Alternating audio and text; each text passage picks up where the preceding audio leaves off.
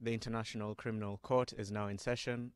L'audience de la Cour pénale internationale est ouverte. Please be seated. Veuillez vous asseoir.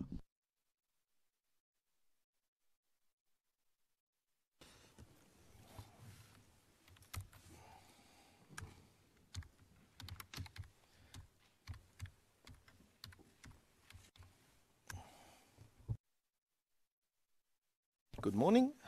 Le président, bonjour. Avant de commencer, et surtout de donner la parole à M. Demedjian pour qu'il poursuive son interrogatoire,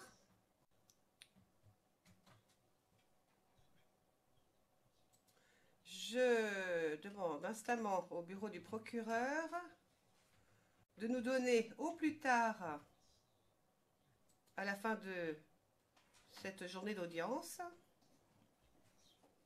cela dit, plus tôt si possible, bien sûr, les eurodatages de la bande audio.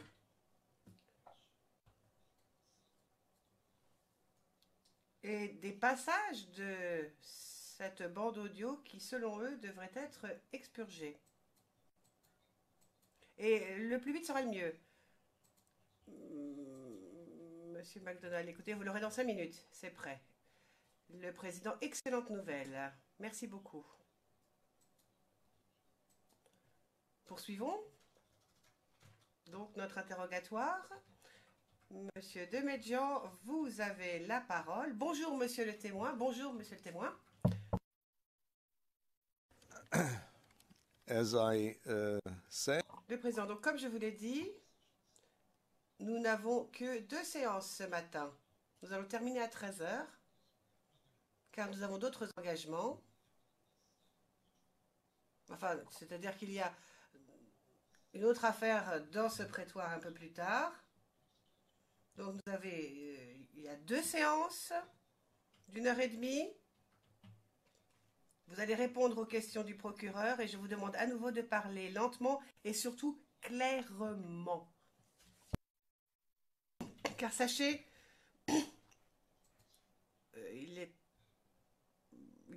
nous avons écouté votre interview et c'est très difficile à comprendre. Vous avez la parole, monsieur Demedjian. Monsieur Demedjian, merci.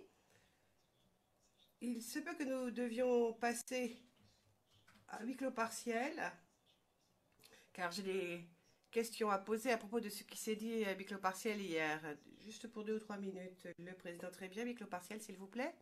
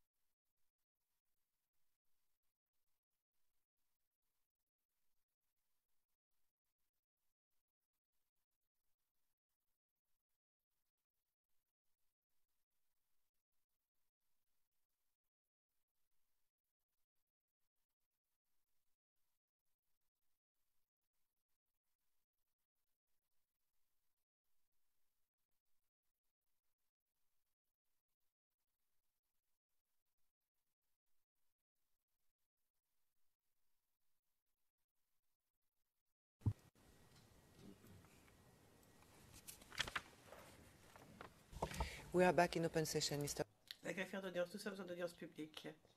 Monsieur le Président, très bien. Monsieur Desmédions, c'est à vous. Très bien. Monsieur le témoin, je passe à un autre sujet maintenant. Hier, vous nous avez expliqué que une fois que vous avez rejoint le commandant du GPP Boiseau à Adjamé, vous aviez le rôle de chef des opérations et par la suite chef d'état-major adjoint. Est-ce que vous avez aussi travaillé au sein du GPP relativement au service de renseignement? Oui, oui. Et la compagnie, la deuxième compagnie qui était basée à Treichville était créée spécialement dans ce but-là, de pouvoir faire des recrutements au sein des syndicats des transporteurs surtout, parce qu'il y avait plus de jeunes ressortissants nordistes qui avaient des relations, des connaissances qui étaient membres de la rébellion, donc par qui on pouvait accéder à certaines informations.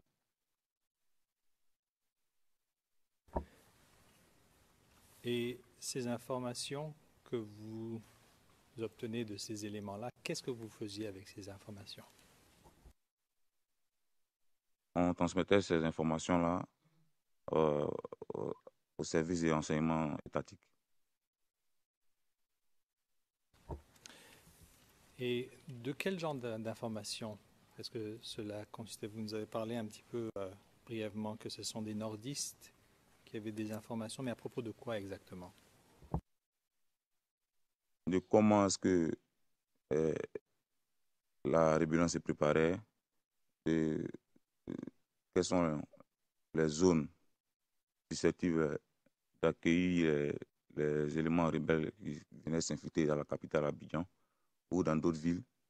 Et à l'approche des élections, surtout, quels sont les mots d'ordre qu'ils faisaient passer à leurs partisans qui étaient au niveau d'Abidjan et les autres villes de l'intérieur.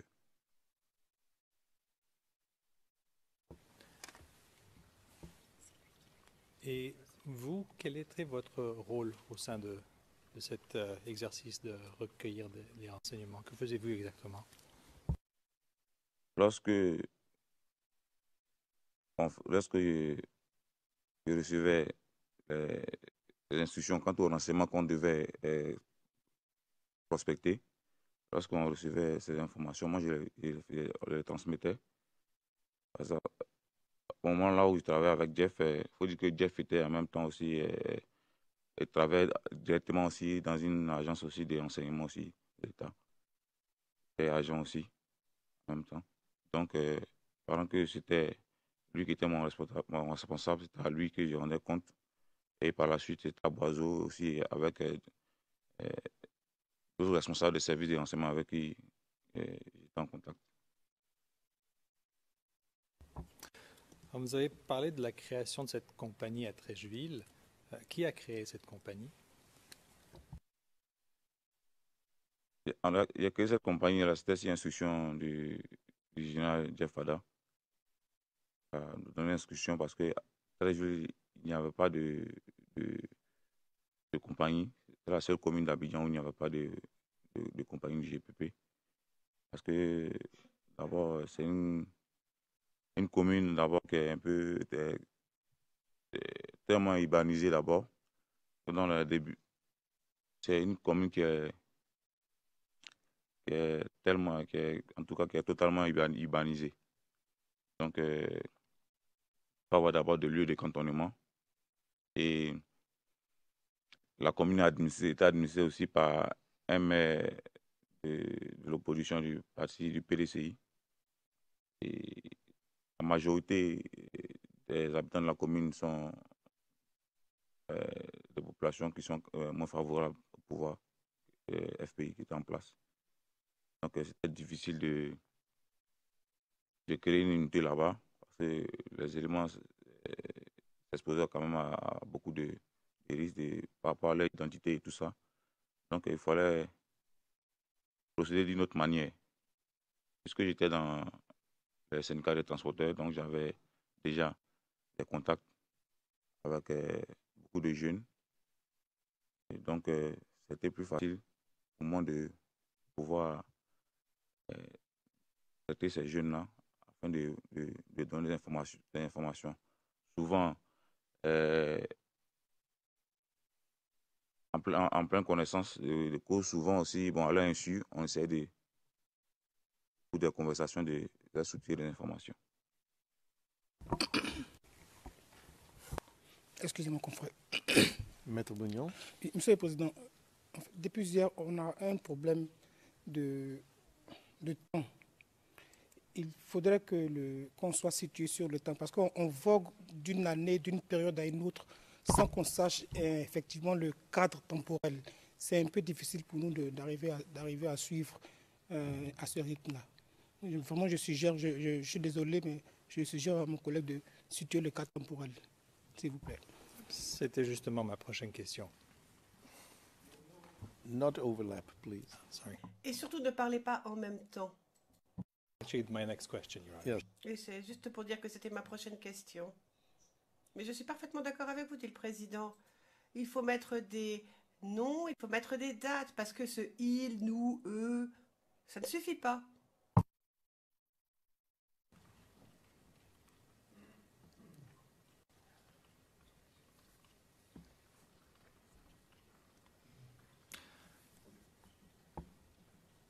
Monsieur le témoin, donc vous nous avez dit que vous avez créé cette compagnie.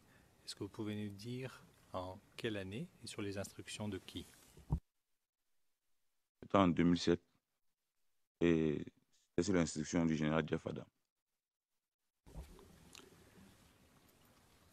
Vous nous avez aussi dit que vous avez transféré ces renseignements aux autorités, au service des autorités. Quel service exactement?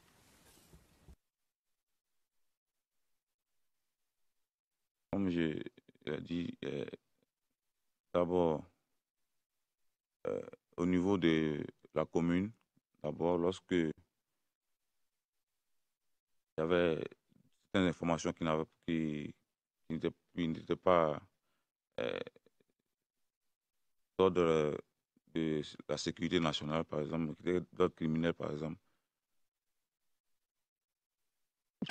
on les transmettait au commandant de brigade, qui était d'abord la première autorité judiciaire qui était d'abord sur les lieux, avec qui on collaborait dans chaque commune, c'était comme ça, en collaborant, on partageait des informations aux différentes autorités policières ou soit de la police et de la gendarmerie qui étaient dans notre zone.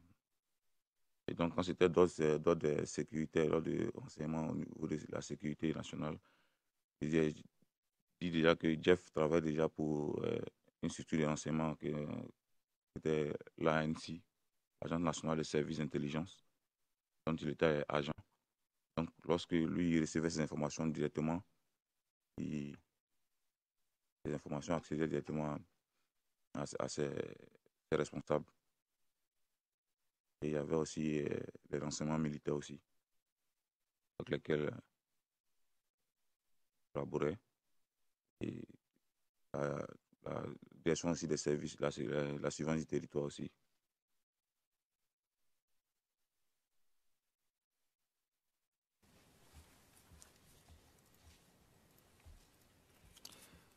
Au sein de ces institutions que vous venez de nous mentionner, est-ce que vous aviez des personnes contacts? Alors commençons peut-être avec la police, c'est la première que vous avez mentionnée.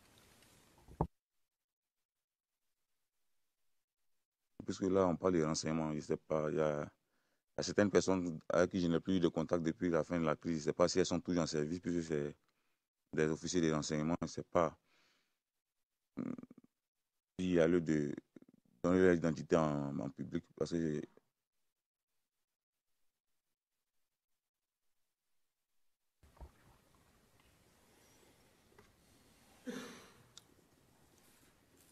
on peut continuer.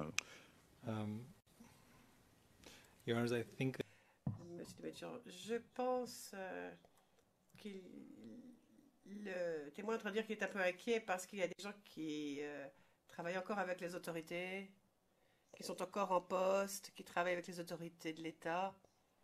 Enfin, je ne vois pas très bien comment il pourrait être empêché de les nommer en public. Bon, enfin, le président, eh bien, écoutez, je ne sais pas. Maître Wagemaker, qu'en pensez-vous? Maître Wagemaker, j'ai besoin d'une petite minute, s'il vous plaît. Le président, eh bien, asseyez-vous près de votre client.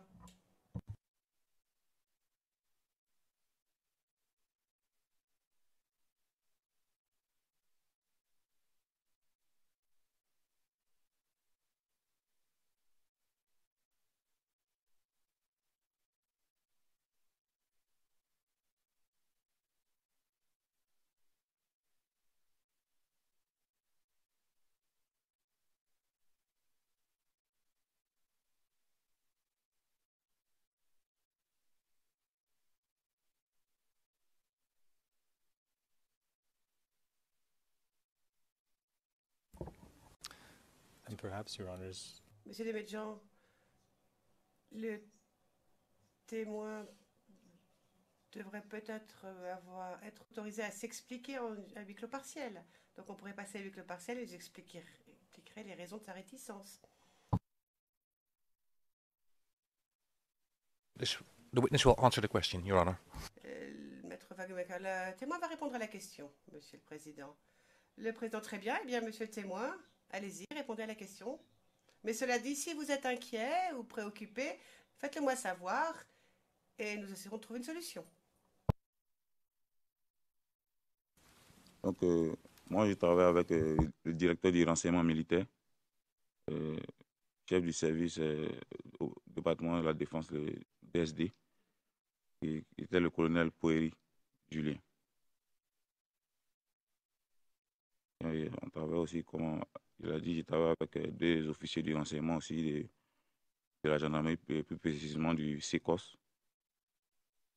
le lieutenant Gorebi et l'inspecteur Cerveau. Bon, c'est son sobriquet qui est Cerveau, mais pas son nom à l'état civil. We didn't understand the names. Le Président, nous n'avons pas saisi le nom. Je dis que je travaille avec le directeur du renseignement militaire, le colonel Poeri Julien. Poeri, c'est P-O-H-E-R-I. Julien. Et les officiers du renseignement de la gendarmerie, GDR, mais qui étaient au SECOS BMO, le lieutenant Gorebi. Gorebi, c'est G-2-O-R-E accent aigu. Et B, c'est B-I. Et l'inspecteur Cerveau, je n'ai pas son nom à l'état civil. Précisément, ma connaissance, il est détenu présentement à la MACA.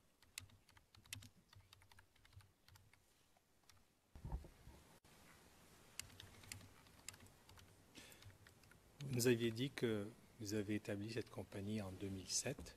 Oui. Est-ce que cette compagnie était toujours en fonction au début des élections, donc à partir de septembre 2010? Pouvez-vous nous dire dans quelle période de temps est-ce que ces services de renseignement ont existé?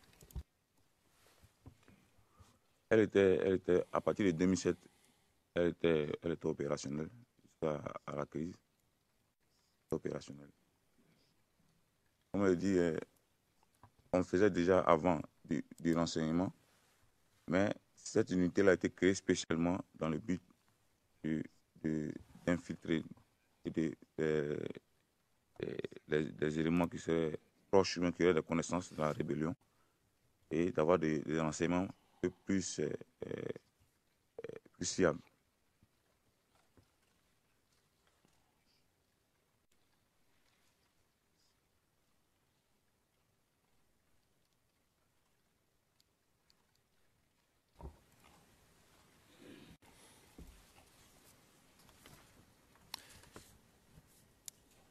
D'accord. Je passe à un autre sujet. Hier, à la page 65 des notes sténographiques pour mes collègues, vous avez mentionné la création de la Légion ivoirienne de sécurité. Est-ce que vous pouvez nous dire en quelle année elle a été créée et est-ce qu'elle a fonctionné? La Légion ivoirienne de sécurité a été créée en décembre 2010. lorsque, après les élections, le nouveau gouvernement a été nommé, le ministre qui était chargé de la Défense, M. Alain Dogou, qui était M. Alain Dogou, Dogou D-O-G-O-U, était en charge de la Défense et qui était aussi un ami de longue date de Boiseau Yokoyoko,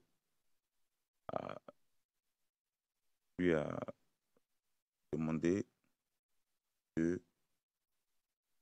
choisir vraiment de faire vraiment un tri de 50 jeunes, 50 éléments du GPP, et dont tu pourras se porter garant quant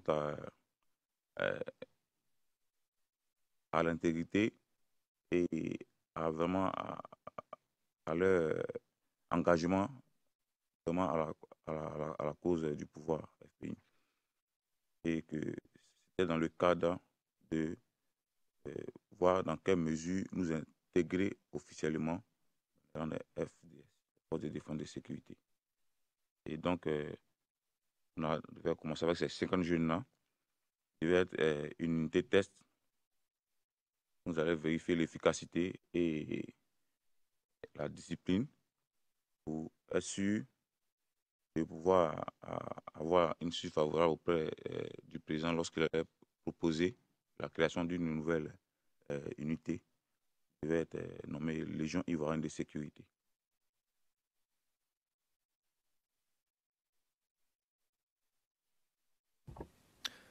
Et ce groupe de 50 éléments, combien de temps est-ce qu'ils sont rentrés en fonction?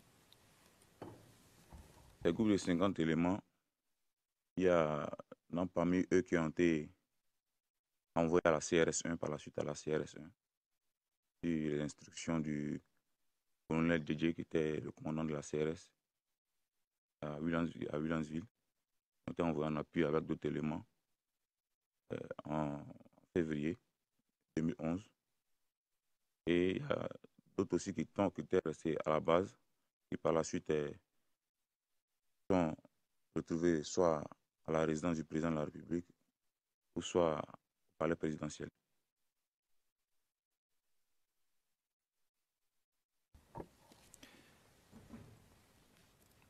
Très bien, nous reviendrons là-dessus tout à l'heure. Il y a une autre clarification que j'aimerais vous demander. Hier, lorsque vous nous avez parlé du fait que Boiseau Yokoyoko avait fait une demande d'assistance auprès de la première dame, donc là on parlait de Mme Simone Gbagbo, vous avez dit qu'il pouvait utiliser d'autres canaux pour avoir des ressources dont il avait besoin. Alors, est-ce que vous pouvez nous expliquer quels sont ces autres canaux? Il pouvait passer par soit par Jean-Yves Beaupieux, il pouvait passer par Damana Picasso, Adia Picasso. Il pouvait aussi entrer directement aussi en contact aussi avec M. Chablé Goudé, puisque tous les mouvements patriotiques étaient sous l'autorité politique de M. Chablé Goudé, qui était le président de la Gracie patriotique. Et donc, le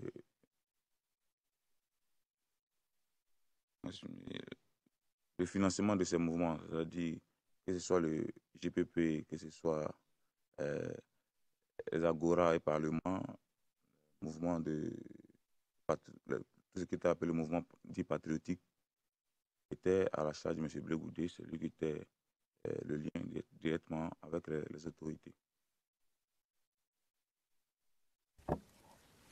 Et comment savez-vous qu'il pouvait avoir accès à ces canaux?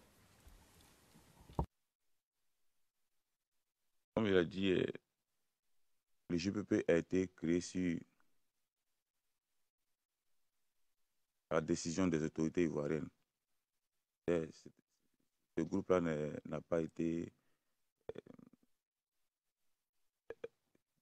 créé par des personnes, des individus de leur propre volonté. C'était une décision politique.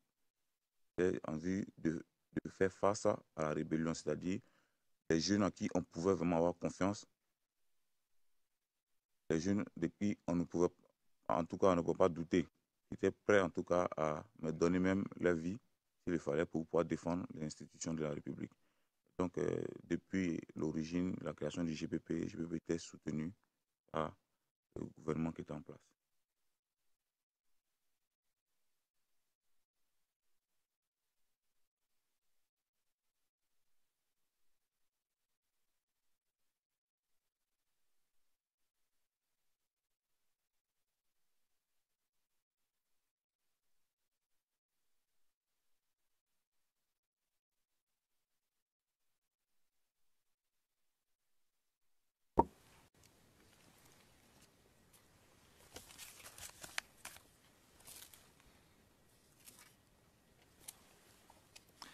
Vous venez de nous dire que les mouvements patriotiques, que ce soit le GPP, que ce soit les Agora et Parlement, les mouvements de tout ça, c'était à la charge de M. Blégoudet. Qu'est-ce que voulez-vous dire par à la charge? Puisque lorsqu'on parle de galaxie patriotique, cette dénomination englobe toutes ces organisations, dont les Agora et Parlement, dont le GPP et tout ce qui est mouvement de la jeunesse en soutien au pouvoir FPI qui est en place, était géré par la galaxie patriotique, avec à sa tête M. Charles Blégoudet. Et je veux dire par là.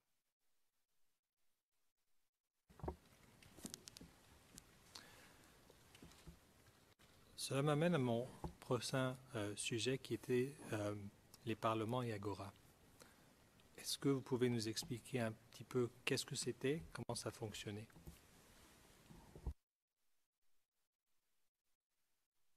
Les parlements et Agora étaient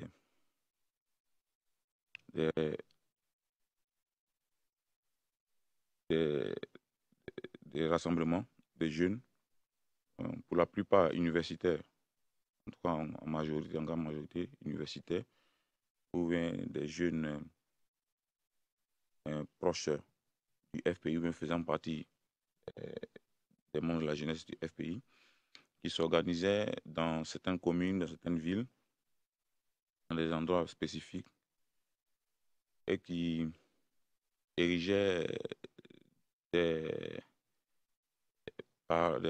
des pseudo-parlements, on les appelait parlements, mais c'était des rassemblements, qui organisaient des rassemblements dans le but de faire passer des messages politiques pour entretenir la jeunesse sur les sujets d'ordre politique et généraux, mais qui avaient pour but principal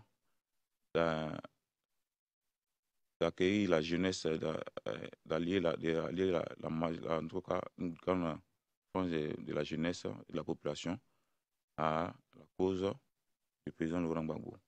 Donc, il expliquait pourquoi est-ce qu'il était important de suivre et de soutenir la politique du président, et pourquoi aussi il était utile, si nécessaire aussi, de faire barrage, c'est-à-dire, comme on dit souvent, de sortir soit pour les mots d'ordre des marches, de faire barrage en tout cas à toute force étrangère s'il le fallait, en tout cas d'entretenir la jeunesse, de les motiver toujours, de les galvaniser, de les maintenir toujours en alerte, et qu'ils soient disponibles en cas de besoin, lors d'un mot d'ordre, soit de marche, mais soit de protestation populaire. Ce que vous venez de nous expliquer, est-ce que vous pouvez nous dire comment vous avez appris à propos du but de ces parlements et Agora et du message qu'ils véhiculaient? Dans ces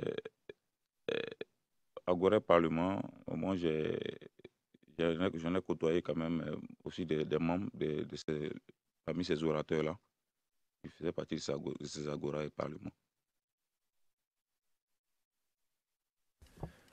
Pouvez-vous nous dire lesquels de ces orateurs vous avez côtoyés? Et j'ai côtoyé M. Koné Jean-Marie, qui était le président de l'une de ces associations, l'Association des Agora et Parlement de Côte d'Ivoire. Et j'ai côtoyé aussi le dénommé Diakwa Francis alias Steve Biko, en exil aussi, avec quand même d'autres aussi membres, dont M. Nado Clément, qui était aussi le président du Parlement de la Sorbonne. Parce qu'à la Sorbonne, il y avait 2 parlements. Lui, il était président de l'un de ces parlements. Et il faut dire que Magui Le Toka aussi, Fait Magui Le Toka était aussi, en même temps aussi membre de ces Agora et Parlement aussi.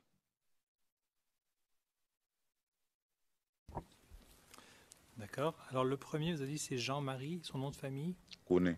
Pouvez-vous l'épeler? Koné, c'est K-O-N-I-N.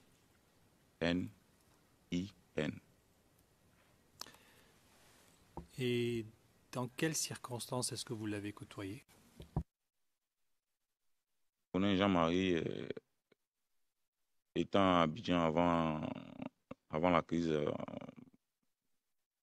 on ne se côtoyait pas. C'est lorsque nous étions en exil que nous nous sommes connus, parce que il avait une tâche bien précise dans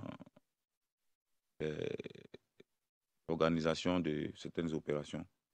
Les opérations subversives qu'on devait mener sur le territoire ivoirien. C'est dans ce cadre-là que nous nous sommes côtoyés.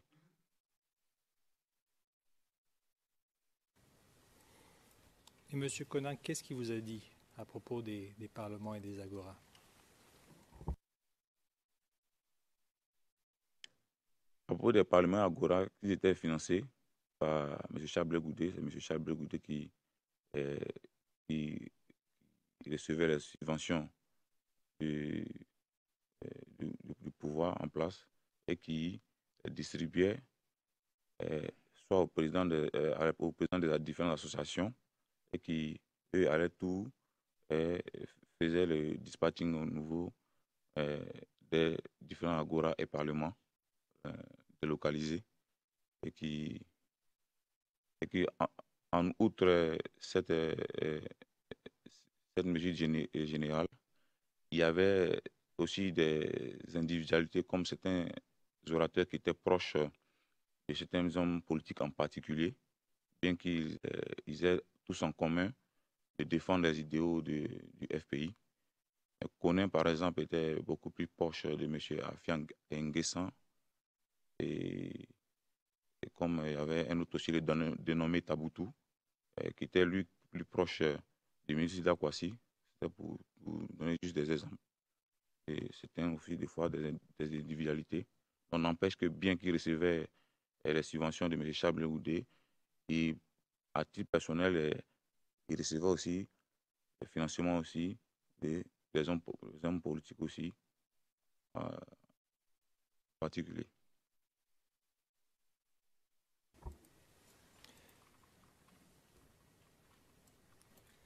C'était en quelle année que vous avez côtoyé M. Conan? Je connais, c'était en 2012. 2012.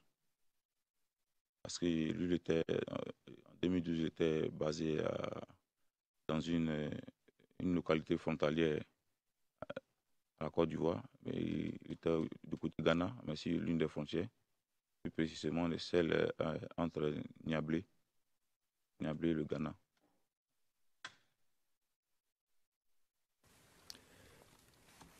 Le deuxième nom que vous avez mentionné, c'était Diakwa Francis, alias Steve Biko. Est-ce que vous pouvez épeler Diakwa, s'il vous plaît? Diakwa, c'est D-J-A-K-P-A.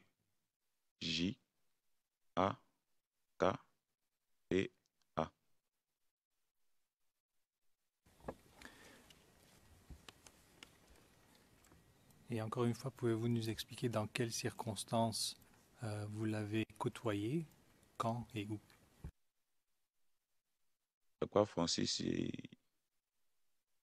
nous résidions à un moment donné de la période où j'étais en exil au Togo. nous résidions dans le même camp de réfugiés.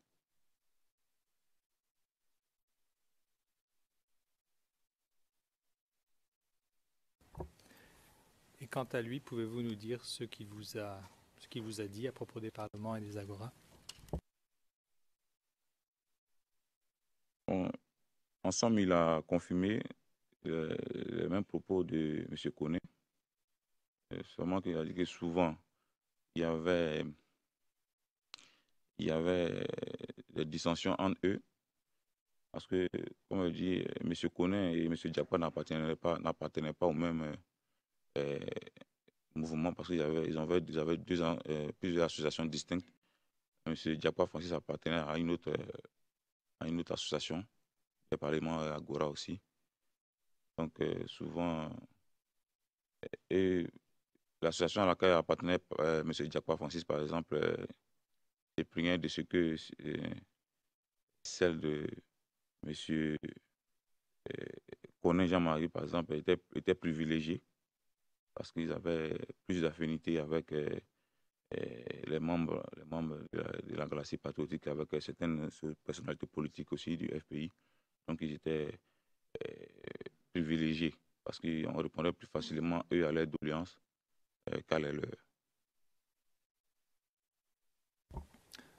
Vous nous avez dit il y a un moment que, lorsque vous parliez de M.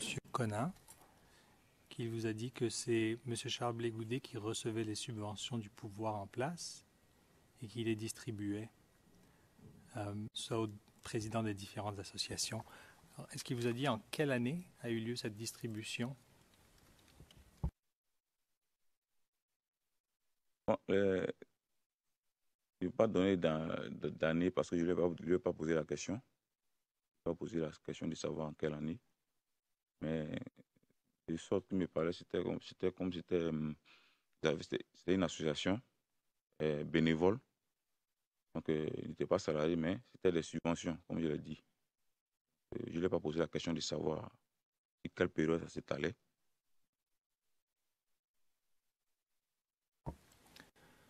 Vous nous avez aussi mentionné Magui Le Tocard, est-ce bien ça? Oui. Alors, pouvez-vous nous dire qui il était et quel était son rôle? Vous avez mentionné qu'il était orateur, mais... Magui Le Tocard était l'un des commandants du GPP. Il était basé à Yopougon. Et il était en même temps aussi orateur des Agora et Parlement. Il officiait au Parlement du Plateau à la Sorbonne.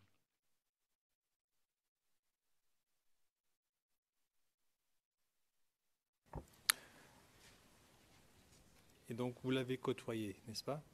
Oui. Pouvez-vous dire durant quelle période vous l'avez côtoyé?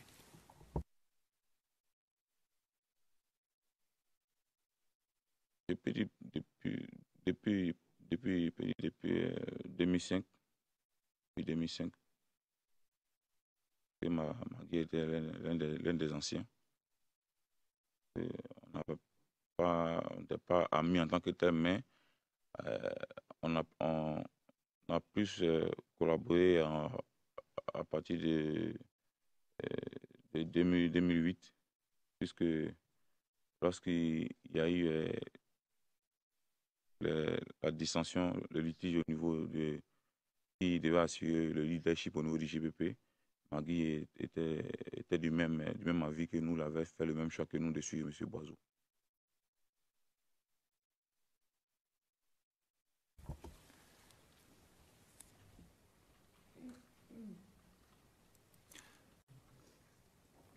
D'accord. Vous avez dit qu'il était un commandant du GPP. À partir de quand était-il commandant?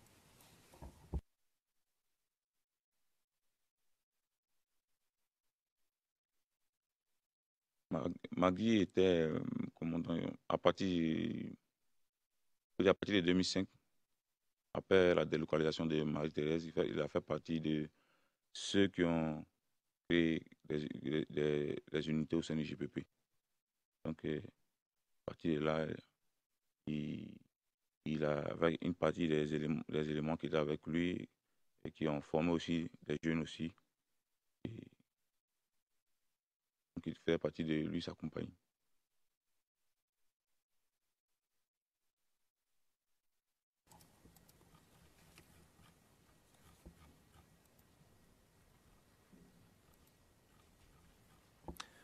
Vous nous avez mentionné tout à l'heure, lorsque vous nous avez parlé des parlements et des agoras, qu'ils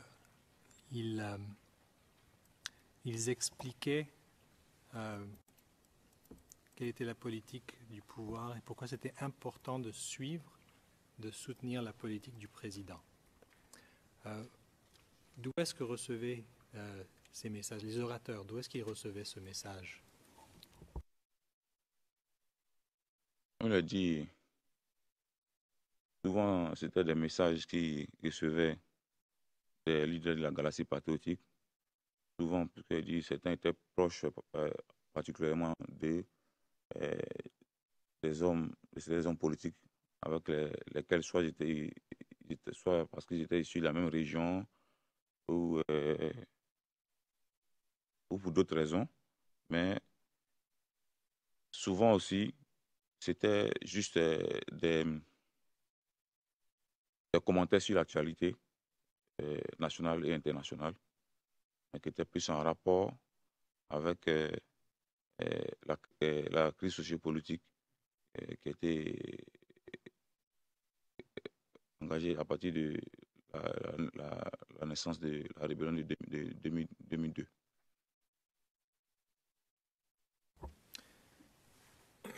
Pardon. Il y a un moment, vous nous avez mentionné le nom de Lida Kouassi. Oui. De qui s'agit-il? Lida Kouassi Moïse était ministre de la Défense et député de la commune de Makori. C'était l'un des membres fondateurs du FPI. Vous souvenez-vous durant quelle période de temps elle était ministre de la Défense?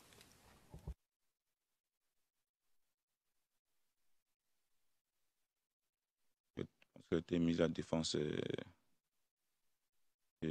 2000 jusqu'à, je pense qu'à fin 2002, parce qu'il a été limogé du gouvernement après l'assassinat du président, l'ex-président Robert Guéhi. Après ça, il y a eu un remaniement ministériel. Pour la période, j'ai pas ça en tête, mais c'est après ce remaniement ministériel-là que M. Lida Kouassi a quitté le gouvernement. Est-ce que vous avez eu des rencontres avec M. Kouassi? Oui. Dans quelles circonstances?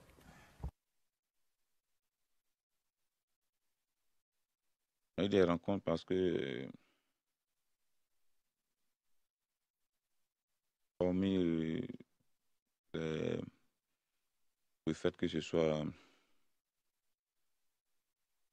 hormis sa qualité de ministre, de personnalité politique, c'était, je ne vais pas dire ami, mais un grand frère à mon père, comme on dit.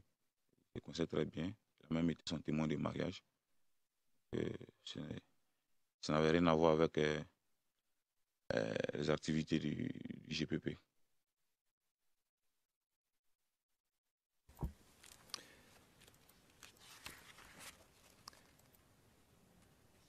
Vous nous avez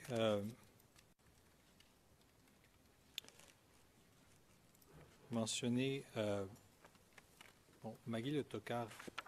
On parlait de son rôle au sein des agoras et des parlements. Est-ce que vous pouvez nous expliquer un petit peu son rôle au sein du GPP? Que faisait-il en tant que commandant à Yopougon? En tant que commandant, il avait l'administration d'un certain nombre d'éléments qu'il avait formés ou qu'il avait rejoint au départ lorsqu'il avait créé son unité. Donc, Yopougon, c'est la plus grande commune de Côte d'Ivoire. Donc, quand même assez grand et qui regroupait quand même une grande majorité de la population qui était acquise à la cause du pouvoir d'alors. Donc, Yopougon, comme il a dit, il y a Magui Le Toka était l'un des commandants, il y avait Zach Bayou. Il y avait aussi le centre d'instruction aussi, du premier RPC aussi, qui avait aussi son commandant. Magui Le Toka était l'un des commandants de Yopougon.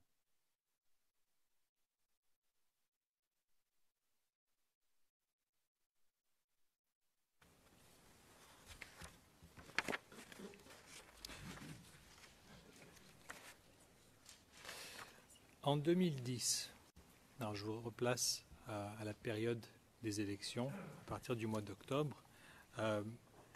Est-ce que Magui Le Tokar entretenait des relations avec des éléments des autorités à Yopougon? Bien sûr. Donc, il faut dire que d'abord, lorsque on avait commencé à mettre à exécution le mot d'ordre qui avait été passé, les mots d'ordre selon lesquels on devait commencer à recycler nos éléments et à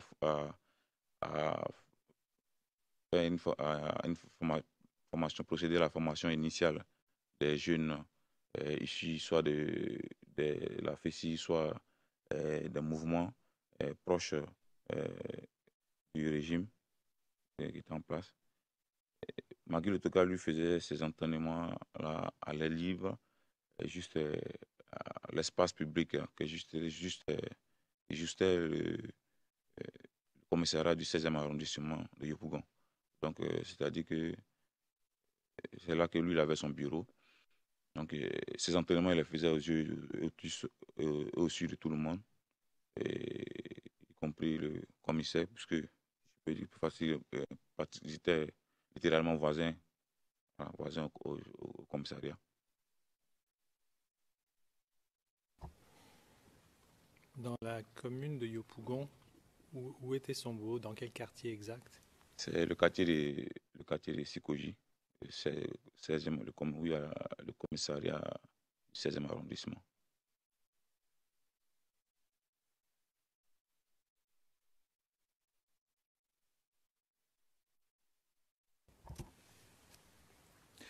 Quelle était la relation entre Magui Le Tokar et ce commissariat du 16e arrondissement? Comme il a dit,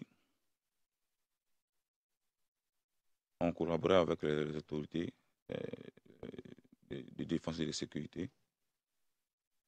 Lorsqu'ils nous sollicitaient dans le cadre des enquêtes, puisque nous sommes beaucoup, on avait facilement accès à certains milieux à lesquels ils ne pouvaient pas facilement s'infiltrer parce que facilement on les reconnaîtait en tant que des policiers, soit des forces de l'ordre.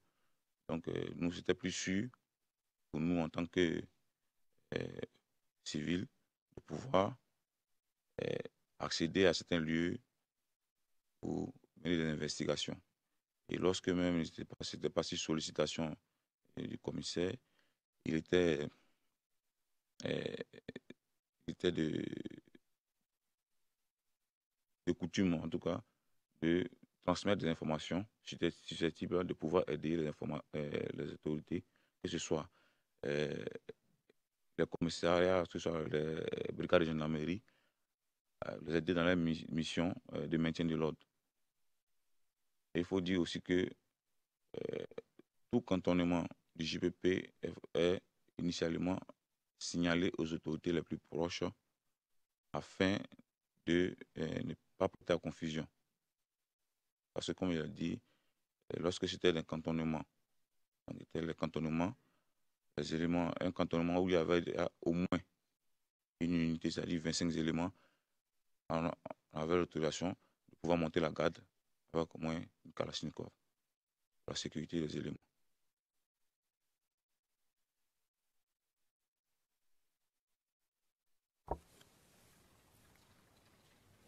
Juste pour comprendre un petit peu, on a dit qu'il est commandant au sein du GPP à Yopougon, Sikoji.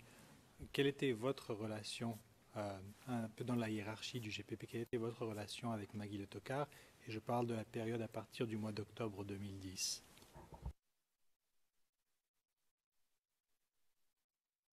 partir du mois d'octobre 2010, puisque j'étais le numéro 2 après Boiseau, donc lorsque je recevais les instructions de Boiseau, je les transmettais à Magui. Quant à la conduite à tenir au niveau de la zone de Yopougon, soit il le faisait directement, ou soit aussi Boiseau l'appelait directement de lui-même. C'est-à-dire qu'il y avait Tino aussi qui était au camp, le commandant de la zone. Donc, Magui, nous collaborions parce qu'avec tous les commandements, c'était coordonné d'abord la formation des éléments, était coordonnée depuis la base nationale à Djambi. Et par la suite, Magui a commencé à travailler plus étroitement avec le colonel Loba, chef du corps de la BAU, la brigade anti-émeute, basée à Yopougon.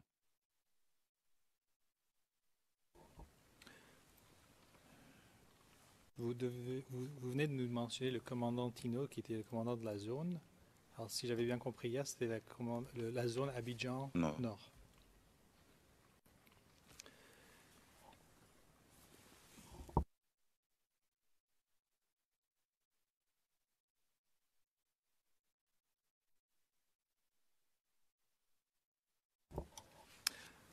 Et à partir de quand est-ce qu'il collaborait avec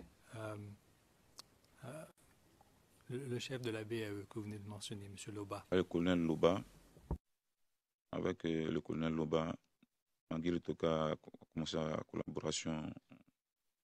On dit qu'il n'y a pas de collaboration étroite, c'est-à-dire à mener soit des opérations conjointes ou soit sur l'instruction directe du colonel. C'était à partir de novembre 2010.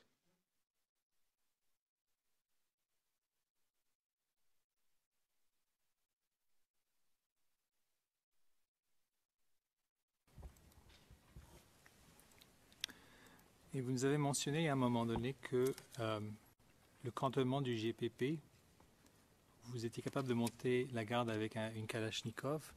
Alors, ce cantonnement, est-ce que c'était à Yopougon-Sikoji, c'est ça ou? Le cantonnement, c'était le centre d'instruction, c'était à Yopougon-Sable.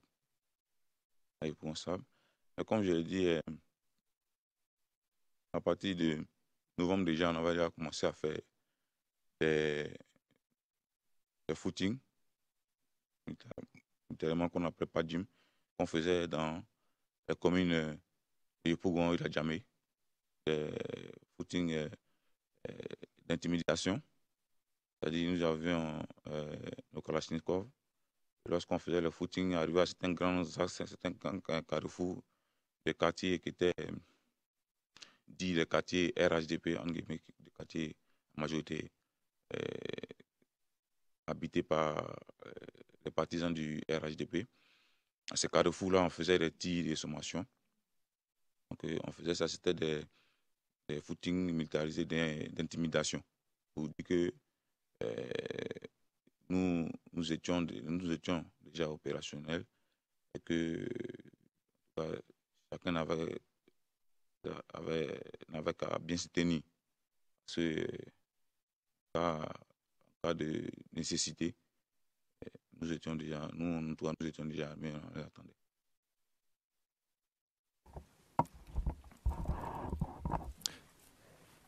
Pouvez-vous clarifier le terme footing? Qu'est-ce que cela consiste? C'était des sections, on se mettait par section et le footing était des éléments-là du GPP, ces communes-là, étaient sécurisés avec des éléments qui étaient armés de Kalachnikov, comme je l'ai dit. Et on faisait ces footings-là, on chantait les chants militaires et on passait dans la commune en différents endroits, dans les différents quartiers qui étaient, comme on dit, un target de quartier RHDP. Et où souvent on faisait des tirs de sommation pour intimider ces personnes.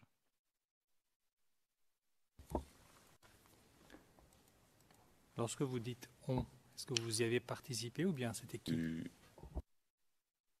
D'abord, c'est moi qui ai lancé l'opération. L'opération a été lancée dans la commune de Yopougon d'abord, avec Magui Le Toka. Magui a débuté à partir de Niangon. À partir de Niangon. Et nous, on a commencé, moi, avec la compagnie que je dirigeais, commencé à partir du camp de Yopougon-Sable. Et on avait deux itinéraires distincts, mais qui devaient se rencontrer au niveau du quartier qu'on appelle le quartier Maroc à Yopougon. Et là, maintenant, c'est mettre en une seule file et venir se regrouper à la place Figayo de Yopougon. Parce que là, on devait rencontrer M. Oulaï de la Fosse, qui était préfet militaire de la région de l'Ouest. C'est là qu'on a officiellement commencé ces gens de footing militarisé.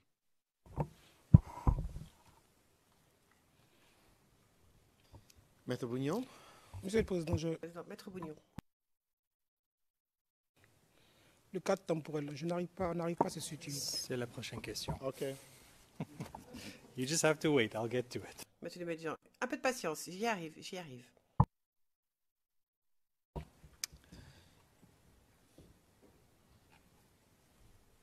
Alors justement, monsieur le témoin, ma prochaine question, c'était durant quelle période est-ce que ces footings ont eu lieu? Ces footings-là ont commencé après le second tour des élections.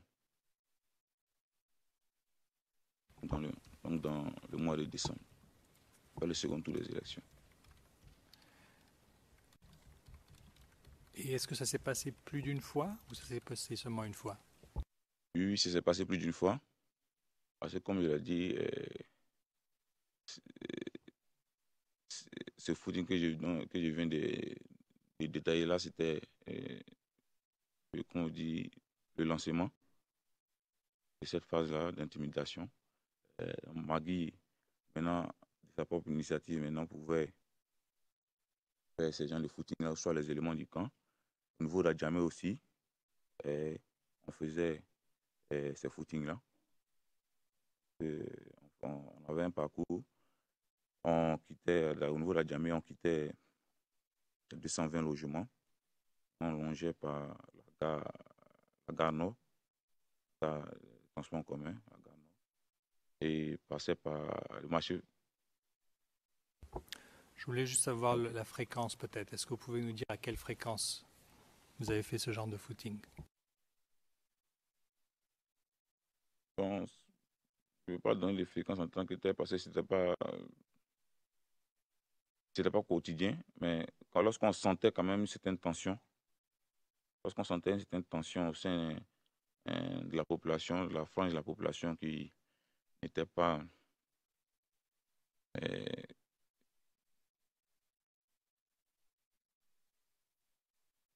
qui n'était pas d'accord avec le fait que c'était M. Laurent Gbagbo qui avait gagné les élections.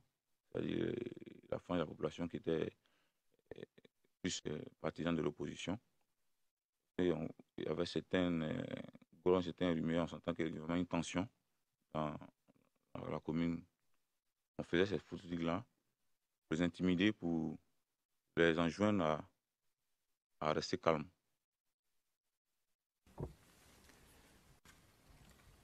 Qui vous a instruit à faire ces footings?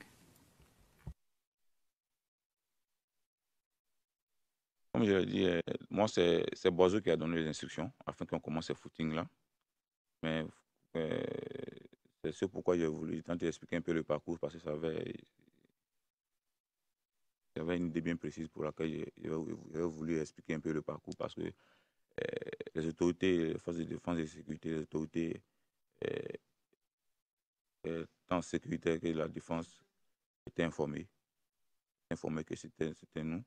Et comme je l'ai dit, lorsque nous faisions ce footing-là, il y avait un carrefour qu'on faisait des tirs de sommation, des tirs de dissuasion. Donc, Et forcément, les forces de défense et de sécurité étaient alertées. Ils venaient s'assurer euh, de ce qui se passait. Et en même temps aussi, s'assurer aussi qu'il n'y ait pas de dérapage au niveau de nos éléments aussi, de manque de discipline de leur part. Donc, ils encadraient, ils suivaient quand même à une certaine distance, ils suivaient euh, euh, notre footing, parce que nous revenions sur notre base. Et lors des footings auxquels vous avez participé, est-ce que vous avez vu les FDS vous-même? Oui, oui. Il y avait des véhicules de séquence qui étaient, parce que, comme on dit, le séquence était chargé de la veille sécurité dans les différentes communes d'Abidjan. Donc, lorsque on commençait la marche, préalablement, j'étais averti du fait que nous allions sortir le lendemain, la veille, au moins minimum la veille, 24 heures avant, j'étais informé de notre sortie.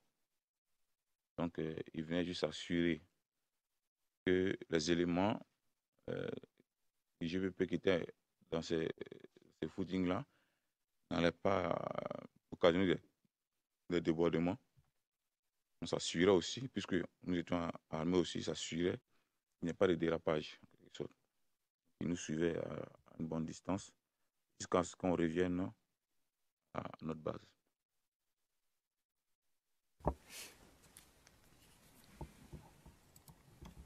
Il y a un moment donné, vous nous avez mentionné que lors de ces footings, vous chantez des chants militaires.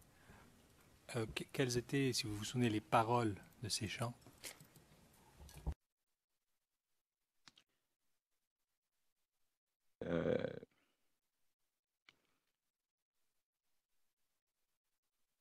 Il y avait, bon, ça c'était un peu en dialecte, qu'on dit en dialecte de Djoula. Les paroles disaient Kaya Wurila, Muso Borila, c'est-à-dire que. It was, in the lyrics said, Le président, et les paroles sont? Je dis bon que, paraphraser quand même, ça veut dire que les hommes se sont levés, c'est-à-dire, bon, c'est le mot un peu mal dessin. Donc les hommes se sont levés et les femmes it doesn't matter. Les hommes se sont levés. We're all adults. Et les femmes. C'est bon, nous sommes tous des adultes. Levés, les femmes fuient.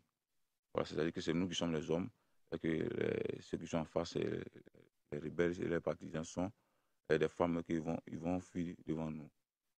Il y a d'autres paroles aussi qui disaient que les assaillants ont tué mes parents, je vais me venger. On chantait ces genres de chansons. Des chansons aussi, d'autres chansons aussi qui disaient que les commandos n'ont pas peur du feu, ils n'ont pas peur des balles, ils n'ont pas peur de quel que soit le danger qui leur fera face. Et ils ne pourront pas avoir peur. C'est ce genre de chants-là. Des chants de motivation, de galvanisation, des chants d'intimidation. Juste un petit instant, je vais m'assurer que toutes ces paroles sont bien enregistrées.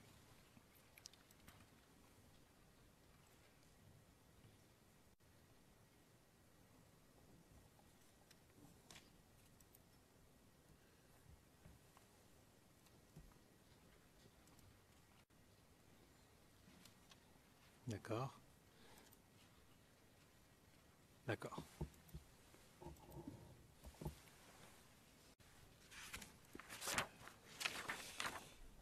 Alors, nous avons parlé de... Juste un petit instant.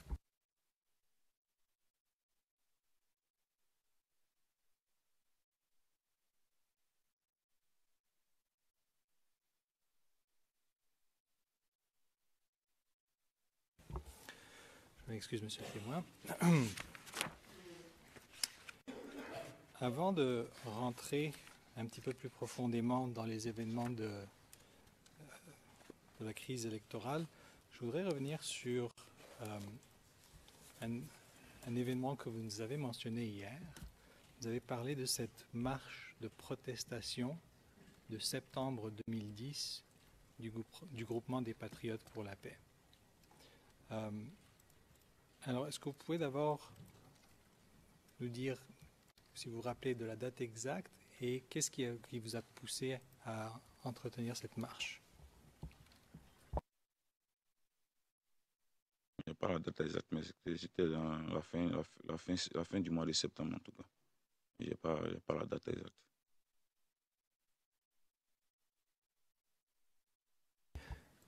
Et alors, pourquoi est-ce que vous vous êtes mis en marche? Quel était le but de cette protestation? Comme je l'ai dit, la période de 2007 jusqu'à la période préélectorale, donc en septembre, nous faisions profil bas. Nous étions aussi en attente de l'indemnisation qui nous avait été promise suite aux accords de Ouagadougou, c'est-à-dire les rémunérations qui devaient être attribuées aux ex-combattants pour leur réinsertion socio-économique. Et donc, puisque nous étions à la veille des élections et que nous n'avions pas encore eu gain de cause, on voulait faire savoir aux autorités, particulièrement au président de la République, que nous n'avons pas encore été pris en charge par les structures qui étaient chargées de mener à bien cette opération.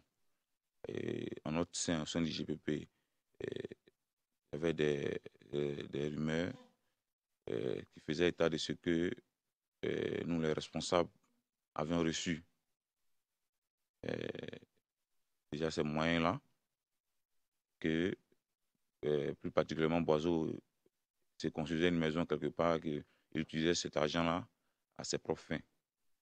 Donc, parce que ça devenait un peu vraiment inquiétant en notre sein, parce qu'il y a ces genres de dissensions, vraiment, la violence peut vraiment monter à une certaine échelle.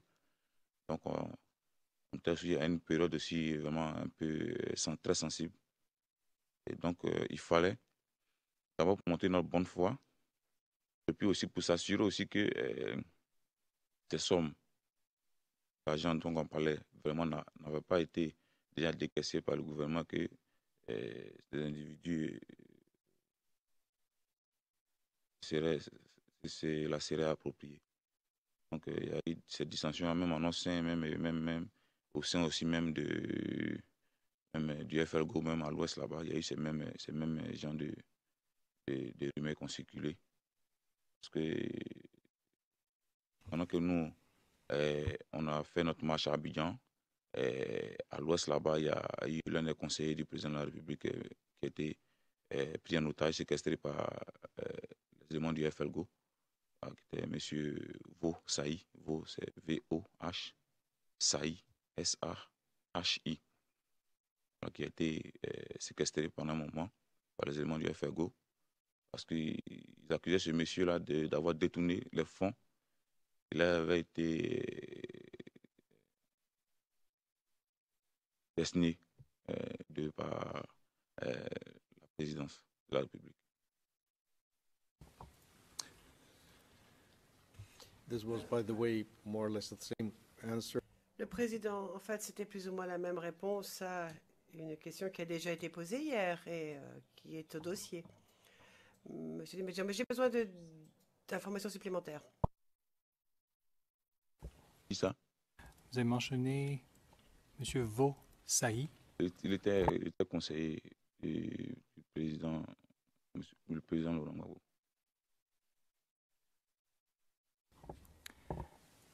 Et cette marche de protestation, elle a eu lieu où?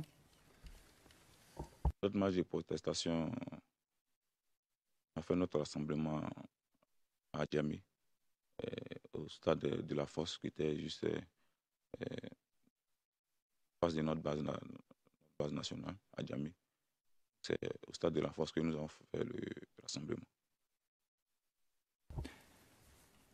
Comment avez-vous informé vos éléments de se rassembler au stade de la fosse? Nous avons contacté les différents commandements qui ont à leur tour transmis l'information à leurs éléments. C'est comme ça que le rassemblement s'est fait. J'aimerais vous montrer un document.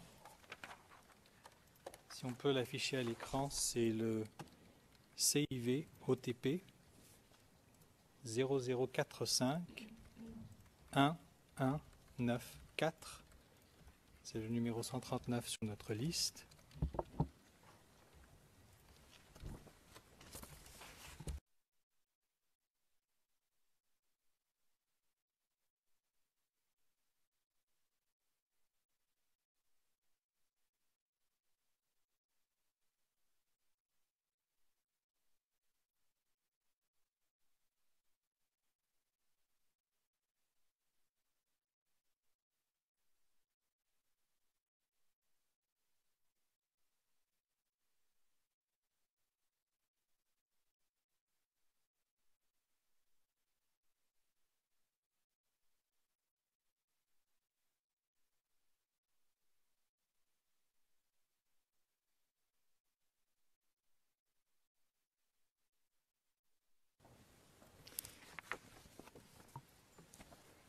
Est-ce que le document est affiché devant vous,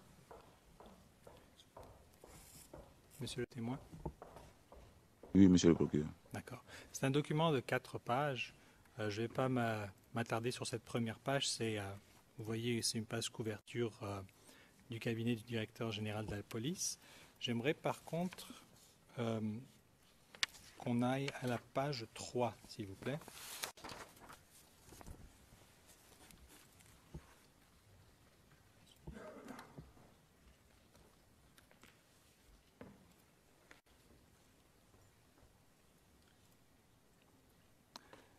D'accord. Est-ce que vous le voyez bien? Voulez-vous qu'on l'agrandisse? Oui, oui. Non, je le vois bien. D'accord. Alors, est-ce que vous voyez au haut, ça dit grand rassemblement des éléments des groupes d'autodéfense? Oui, oui. Tout d'abord, est-ce que vous reconnaissez ce document? Est-ce que vous l'avez vu au préalable? Oui, c'était le The tract. problem is that we can't see it. The problem is that Le présent problème, c'est que nous ne le voyons pas. Nous. We are on evidence 1. Monsieur le médian, c'est sur le pavé Evidence 1, le président. Ben maintenant, ça marche. Maintenant. the same. No, it still doesn't work. Ça ne marche toujours pas. Now it works. Now. Now we are ready. Nous sommes prêts, dit le président. Monsieur le médian, merci, monsieur le président. À propos du document. Et oui, c'était un tract que Boiseau avait demandé à Chigodens, qui était chargé des archives, de lui d'imprimer. Voilà, d'imprimer. C'est un tract d'information. C'est pour les éléments aussi. Et ça fait référence à quel événement exactement? Ça fait référence à la marche de septembre 2010.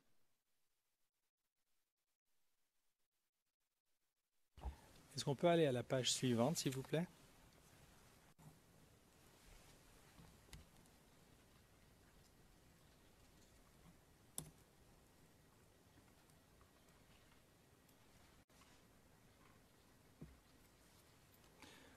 Très bien. Vous voyez la date au haut de la page? Oui, oui. Ok. Et au bas de la page, est-ce que vous voyez l'auteur? Oui, oui, je vois l'auteur. Alors, qui est-ce? C'est Boiseau Yokoyoko Bernard, président du GPP, porte-parole des groupes d'autodéfense. Ok. Avec son numéro de téléphone et l'adresse du GPP. The chamber. Just to say that the chamber. Président, sachez que la Chambre peut lire le document. Elle sait lire. Avant de le voir aujourd'hui. Je n'ai pas vu ce document, mais je savais que, comme je dit, je savais que les différents services, les défenses de sécurité avaient été informés de la préparation de cette marche.